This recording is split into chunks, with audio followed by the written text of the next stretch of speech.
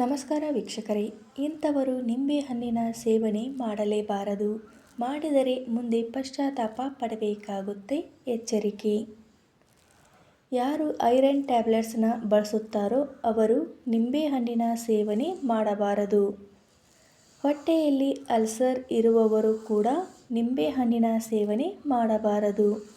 ಯಾರಿಗೆ ಹಲ್ಲಿನಲ್ಲಿ ಸೆನ್ಸಿಟಿವಿಟಿ ಮತ್ತು ಬಿಸಿ ಅಥವಾ ತಂಪು ಹಲ್ಲಿಗೆ ತಾಗುವಾಗ ತೊಂದರೆ ಉಂಟಾಗುತ್ತದೆಯೋ ಅವರು ಕೂಡ ನಿಂಬೆಹಣ್ಣಿನ ಸೇವನೆ ಮಾಡಬಾರದು.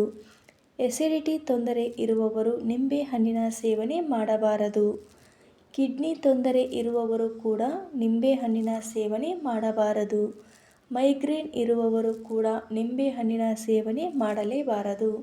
ಮೂಳೆಗಳಲ್ಲಿ ತೊಂದರೆ ಇರುವವರು ಸಹ ನಿಂಬೆಹಣ್ಣಿನ ಸೇವನೆ ಮಾಡಬಾರದು.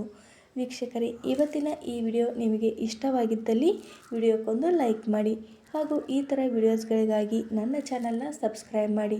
ವಿಡಿಯೋ ನೋಡಿದ್ದಕ್ಕಾಗಿ ಧನ್ಯವಾದಗಳು. ಮತ್ತೆ ಮುಂದಿನ ವಿಡಿಯೋದಲ್ಲಿ ಸಿಗೋಣ.